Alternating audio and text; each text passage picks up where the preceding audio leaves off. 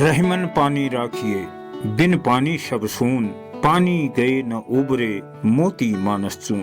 दगड़ियों नमस्कार, आप लोग सुनना छा कुमाऊं वाणी 90.4 मेगाहर्ट्ज में सामुदायिक रेडियो अपन बात। आज मैं बात करूँ हमारे जीवन लीजिए बहुत महत्वपूर्ण और नितांत आवश्यक तत्व अखबार में, और वो तत्व छू पानी। पानी अपन जीवन में उपयोग एक बात करूं तो शहरों में करीब एक व्यक्ति रोजक 70 लीटर पानी का उपयोग करूं, और पहाड़ों में करीब 40 लीटर प्रतिदिन प्रति व्यक्ति खर्च करूं। एक अलावा कृषि, पशुपालन, कपड़ों धुलाई, उद्योग आदि में ले बहुत पानी खर्च हूँ। सबने ज्यादा खपत हमारे कृषि कार्यों में हूँ। आज हमों के पानी की बढ़ती खपत और जलवायु परिवर्तन परिणाम स्वरूप घटता हुआ जल स्तर बारे में वैज्ञानिकों द्वारा बार बार बताई जनो, और कुछ लोग छन जो जल कहीं कैसे संचय करी जो और वृद्धि कैसे करी जो ये पर काम करने लग रही। एक मतलब यो कतई नहाती कि यो चिंतन कुछ लोगों से, चाहे पुरुष हो या चाहे महिला, युवा हुन, ये विषय पर सब लोग अपना अपन तरीका कुछ नजरिया थे। कुमाऊं वाणी के सभी श्रोताओं को मेरा नमस्कार। मैं डॉक्टर पंकज तिवारी, अधिशासी निदेशक आरोही। जल की एक बड़ी समस्या है और आने वाले समय में ये राष्ट्रीय अंतर्राष्ट्रीय स्तर पर बहुत बड़ी समस्या है या होने वाली है, वो हम सभी लोग जानते हैं। इस परिप्रेक्ष्य में मैं बहुत संक्षिप्त में कुछ अपने विचार रखना चाहूँगा, जो मेरे अनुभव हैं या जो हमारे द्वारा अभी तक कार्य किया गया है। निश्चित रूप से जल की कमी में कई कारक कार्य कर रहे हैं, उसमें जलवायु परिवर्तन भी एक है। जलवायु परिवर्तन के अतिरिक्त हमारी जो रोजमर्रा की जीवन शैली है उसमें बदलाव भी महत्वपूर्ण कारक साबित हो रहे हैं। जलवायु परिवर्तन है, उसके लिए हम लोगों को कहीं ना कहीं एडेप्टेशन, अनुकूलन की प्रक्रिया या जल को संरक्षित करने के लिए कई कार्य करने पड़ेंगे। लेकिन जो मूल समस्या वो यही आ रही है वर्तमान में कि पानी का हम दोहन बहुत अधिक कर रहे हैं। वन संरक्षण को हमने कम किया है, क्योंकि पानी कहाँ से आएगा। पानी की अगर पूरी चीज़ों को देखें, हमेशा हमारे वन, हमारी प्राकृतिक संसाधन, हमारी कृषि, वो सब कहीं ना कहीं जुड़ी हुई थी जल स्रोतों को संरक्षित करने के लिए। किंतु धीरे धीरे जो पूरे देश में एक अर्बनाइजेशन की दिशा चल रही है, इंडस्ट्रियलाइजेशन चल रहा है, पहाड़ों में भी लगातार मकानों का निर्माण हो रहा है, जो वन है या हमारी जो खेती है वो कहीं ना कहीं दूसरी कार्यों के लिए तब्दील हो रही है, तो निश्चित ही है उससे पानी के संरक्षण, पानी की आवश्यकता में उसका असर पड़ रहा है। और साथ ही जो हमारी रोजमर्रा की आवश्यकताएं हैं, जो हमारे रोजमर्रा के तौर तरीके हैं, उनमें भी बहुत बदलाव आया। मैं आपको एक किस्सा सुनाता हूँ। एक बार मैं कहीं गया था, तो वहाँ पर हम जल संरक्षण में कार्य कर रहे थे, तो एक नौले में पानी की मात्रा को हम माप रहे थे और उसकी गुणवत्ता को जांच रहे थे। तो हमने वहाँ के एक बहुत बुजुर्ग व्यक्ति से पूछा कि हाँ, अब तो पानी की कमी हो गई है। तो उन्होंने कहा पानी की कमी कम हुई है, बल्कि हमारे जो तौर तरीके हैं वो बदल गए हैं। हमारे सबके घरों में वॉशिंग मशीन है। हम धीरे धीरे आसपास के क्षेत्रों में जो हमारे वॉशरूम में, जो टॉयलेट्स हैं, उसमें पानी का बहुत अधिक उपयोग होने लगा। साथ ही उन्होंने एक बड़ा अजीब सा विचार रखा, पहले हम नहाने में कम पानी उपयोग करते थे, अब शावर वगैरह लोग यूज़ करने लगे, तो पानी का बहुत ज़्यादा दोहन होता है। तो निश्चित रूप से उनकी बात को अगर सोचा जाए तो गलत उन्होंने नहीं कहा, क्योंकि बारिश भी होती है, पानी भी होता है, लेकिन कई बार हमारा उसका उपयोग बहुत बढ़ गया है। और साथ ही मेरा ये भी मानना है, अगर हम जल संरक्षण की बात करें तो जल संरक्षण के अलावा जल प्रबंधन भी एक महत्वपूर्ण भूमिका निभाता है, अगर हमें जल की इस समस्या से रोकना है। साथ ही एक और विचार जो मुझे लगता है, धीरे धीरे हम लोग को जो वर्षा का जल है उसको हम पेयजल के रूप में कैसे इस्तेमाल करें, इस ओर भी हमें बढ़ना पड़ेगा। निश्चित रूप से चाहे मैं हूँ, आप सभी हैं, हमें लगता है कि वर्षा का जल पीने योग्य नहीं। क्योंकि अभी हमें कहीं ना कहीं वो पानी अन्य स्रोतों से या अन्य स्थानों से या हमारे नौलों से प्राप्त हो जा रहा है या पेयजल योजनाओं से मिल जा रहा है। किंतु अगर आप देखें तो आने वाले समय में समस्याएं तो बढ़ेंगी, इतना आसान नहीं है, पॉपुलेशन भी बढ़ रही है। तो हम लोगों को एक तरीके से जल को प्रबंधन करने की प्रक्रिया की ओर भी संरक्षण के अलावा बढ़ना पड़ेगा। उसके लिए हमें निश्चित रूप से हर परिवार अगर वर्षा जल आधारित टैंक बनाए, यानी कि रूफ वाटर हार्वेस्टिंग टैंक बनाएंगे, तो मुझे लगता है कि हम कहीं ना कहीं पानी को संरक्षित करके अपने दैनिक उपयोग में, पीने में भी ना भी करें, दैनिक उपयोग में ला सकते हैं। साथ ही हम लोगों को, खासकर युवा पीढ़ी को जागरूक करना बहुत ही महत्वपूर्ण है इस समय, कि जल की समस्याओं के लिए हम कैसे बचें। तो उसके लिए निश्चित रूप से वृक्षारोपण, चौड़ी पत्ती के पौधों का, प्रजातियों का हमें वृक्षारोपण करना चाहिए। जो नेचुरल तरीके से हम चाल खाल खंतियाँ बनाते हैं, उनको निश्चित रूप से बनाना चाहिए। और साथ ही जो एक तरीके से हमारा जो अर्बनाइजेशन हो रहा है, जो हम वैश्वीकरण की ओर जा रहे हैं, इसमें कहीं ना कहीं हमें सब लोगों को मिलकर सोचना होगा। हम इसको कैसे अपनी जो लालच है, अपनी ग्रीड के लिए जो कर रहे हैं, उसमें कहीं ना कहीं हमें थोड़ा एक कंट्रोल करना होगा। तो इन्हीं शब्दों के साथ मैं पुनः आप लोगों को यही कहना चाहूँगा कि हम सब मिल के जल संरक्षण के अलावा जल प्रबंधन को भी महत्व दें, और अपने प्राकृतिक संसाधनों को ऐसे ही विलुप्त ना होने दें, उनको बचाने का प्रयास करें। अन्यथा निश्चित ही वो समय आएगा जब हम जल के लिए बहुत परेशान होंगे। ऑलरेडी हम पर्वतीय क्षेत्रों में होते हैं और राष्ट्रीय परिदृश्य में भी ये दिक्कत आएंगी। साथ ही गुणवत्ता को भी हमने बनाए रखना है, क्योंकि कई बार गुणवत्ता भी बहुत दिक्कत होती है। धन्यवाद। मैं डॉक्टर प्रदीप मेहता।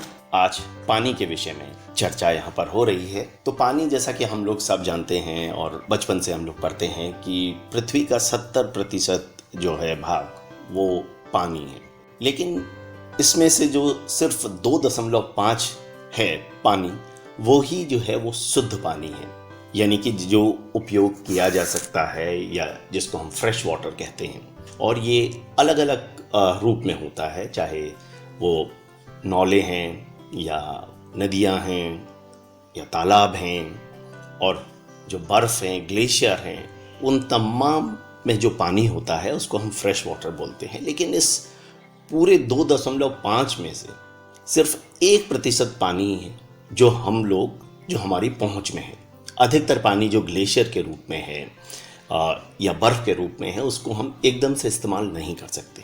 तो यानी कि कहा जाता है कि यदि आप एक बाल्टी लें और उसमें 1 बूंद पानी डालें, तो सिर्फ उतना पानी इस पृथ्वी में है जिसको हम उपयोग कर सकते हैं, या जिसको हम जहाँ तक हम पहुँच सकते हैं उसको उपयोग करने के लिए। तो ये जो बाकी पानी है वो या तो अंडरग्राउंड वाटर है, जो ज़मीन की सतह के नीचे होता है, और बाकी जो ग्लेशियर के रूप में है, जैसा मैंने पहले बोला।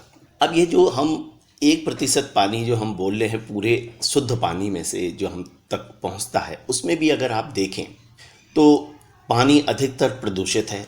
चाहे आप तालाब देख लें, चाहे नदियां देख लें, तो हमारे पास बहुत ही कम पानी है जो उपयोग के लायक है। यानी कि कहते हैं कि 0.0007% पानी है जो हम इस्तेमाल कर सकते हैं इस पूरे पृथ्वी में। और पानी का उपयोग तो हम लोग सभी जानते हैं कि पानी हम लोगों को पीने के लिए, बिना पानी के तो जीवन संभव ही नहीं है। कृषि के लिए, सिंचाई के लिए, हमारी फैक्ट्री, इंडस्ट्री, और यहाँ तक कि हमारे जो बिजली उत्पादन है, उस सब में पानी का अहम उपयोग है। और अगर हम बात करें, कोई भी आप देखें कि जहाँ मनुष्य बसा है, चाहे वो हड़प्पा की सभ्यता है या मेसोपोटामिया की सभ्यता है, ये सारी सभ्यता पानी के आसपास है। यानी कि नाइल के बगल में मेसोपोटामिया की जो सभ्यता थी, उसी तरीके से इंडस के बगल में आपकी मोहनजोदारो और हड़प्पा की जो सभ्यता थी वो थी। और यही नहीं, बल्कि आप कोई भी शहर देख लीजिए, चाहे वो दिल्ली है, चाहे वो कानपुर है, चाहे वो वाराणसी है, ये सभी शहर जब बसे तो लोग पानी के पास में बसे, क्योंकि वो कृषि कर सकते थे, पानी पीने के लिए ले सकते थे। और वहीं पहाड़ों में भी अगर आप देखें, जो हमारे गांव बसे हुए, वो गांव भी वहाँ बसे हैं जहाँ नौले थे, जहाँ धारे थे, जहाँ नदी थी, वहीं पर ये बसे थे। लेकिन धीरे धीरे मनुष्य ने अपने स्वार्थ के लिए ये सारे पानी को या तो हमने प्रदूषित कर दिया है केमिकल से, फर्टिलाइज़र से, और दूसरे जो वेस्ट है उससे। और साथ ही अब हम लोग जो है अंडरग्राउंड वाटर, जिसको हम फॉसिल पानी कहते हैं, ये बहुत ही आवश्यक पानी है जो हमारे आगे भविष्य के लिए यहाँ रखा गया है कि अगर ऊपर सतह का पानी खराब हो जाता है तब हम अंडरग्राउंड पानी को इस्तेमाल कर सकते हैं। लेकिन हमारे स्वार्थ ने जो है सतह का तो पानी खराब कर दिया, लेकिन अब हम अंडरग्राउंड जो है पानी उसको इस्तेमाल करने लगे हैं। आप देखें कि अगर दिल्ली में अगर आप चाहें तो दिल्ली में जो आपका कुतुब मीनार है उसके आसपास जो मुगलों के समय के जो वहाँ पर कुएं हैं वो मुश्किल से 10 से 12 फीट हैं, यानी कि उस समय पे वहाँ पर पानी 5-7 फीट में रहा होगा, जो कुएं भरे होते होंगे वहाँ से पानी ले सकते थे। लेकिन आज वहीं दिल्ली में आप चले जाइए तो दिल्ली में मेट्रो अंडरग्राउंड सिर्फ एक सतह नहीं बल्कि 2 या 3 सतह नीचे तक का अंडरग्राउंड मेट्रो बन गई है, यानी कि पानी इतने नीचे जा चुका है। तो आप सोच सकते हैं कि भविष्य जो है वो कितना हम लोगों का संकट में है। और आज ये भी कहा जाता है कि 2050 तक आधी जो हमारी जनसंख्या है वो पानी के अभाव में जी रही होगी, और उसमें से 1/4 जो हमारी पूरे विश्व की आपकी जो शहर हैं वो भी पानी का जो है अभाव में होंगे।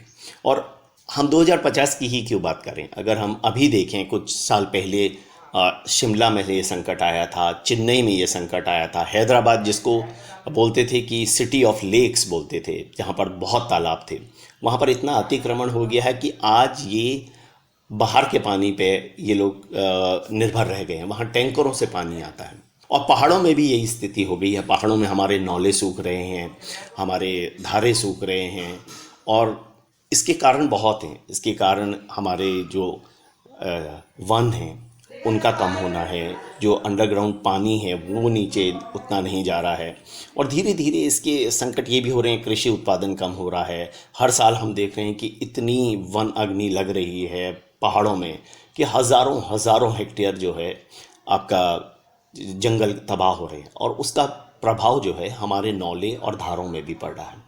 तो हम लोगों ने अगर पानी का मोल समझना है, आगे को भविष्य में हम चाहते हैं कि पहाड़ों में लोग बसे रहें, पहाड़ में जीवन अच्छा रहे, तो हमको अपने नौले धारे और इस तरीके के जो जल संवर्धन के कार्य हैं वो ज़रूर करने हैं। उसमें प्लांटेशन है और खाल खंटी ये हमारे बुज़ुर्ग लोग सब बनाते थे, लेकिन हम धीरे धीरे भूल गए, और आज ये ज़रूरत है कि इन सब चीज़ों को किया जाए, वरना आने वाला भविष्य बहुत संकट में होगा। तो मेरा आप लोगों से यही अनुरोध है कि बहुत छोटे स्तर पर आप अपने गांव में, अपने मोहल्ले में आप अपना जो कंट्रीब्यूशन, अपना जो योगदान है वो दे सकते हैं। जो गांव में हैं वो इस तरीके से खाल खंटी और ये सब बना सकते हैं, प्लांटेशन कर सकते हैं। जो शहरों में हैं आप पानी की बर्बादी कम कर दीजिए, तो मेरे ख्याल से वही बहुत बड़ा आपका योगदान होगा। टूरिस्ट हमारे वहाँ बहुत आते हैं, जहाँ हमारी पहाड़ की महिलाएं 1-1, 2-2 किलोमीटर से पानी लेके आती हैं, वहीं हमारे जो टूरिस्ट हैं वो बाथ टब में, नैनीताल में, मसूरी में ये लोग नहा रहे हैं। तो इस तरीके के भी हम लोगों को, जो हमारे नगर निगम हैं, उनको कार्रवाई करनी चाहिए कि इस तरीके के जो इंफ्रास्ट्रक्चर है होटलों में, उसको उस पर बैन लगाया जाए, उसको बंद किया जाए, और सभी लोगों को पानी का मोल समझना चाहिए। तो आप लोगों से अनुरोध ही करूँगा कि पानी के संवर्धन के लिए आप भी अपना योगदान दे सकते हैं, चाहे एक छोटा ही सही। बहुत बहुत धन्यवाद। यूं ही कुछ लोगों पानी प्रति अपन नजरिया यह बिहार जब हम देखनो तो पानी बचत के बारे में जब बात करनो तो कुछ खास तरीके अपना भी हम अपनी रोज एक पानी खपत के थोड़ा कम कर सकनो। जैसे बाल धोने लिए शैम्पू या ज्यादा चिपचिपा जेलक प्रयोग न करी जो, और ब्रश या साबुन मलते समय नल बंद कर भी धरी जो, साबर या अन्य बाथ टबों शहर ने ली जो।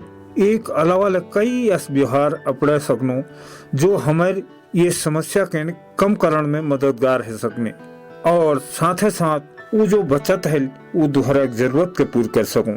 जल ही जीवन है, जल की कीमत जानो, यही संदेश के साथ विदाई लियो। फिर हुई मुलाकात, तब तक लीजिए, नमस्कार।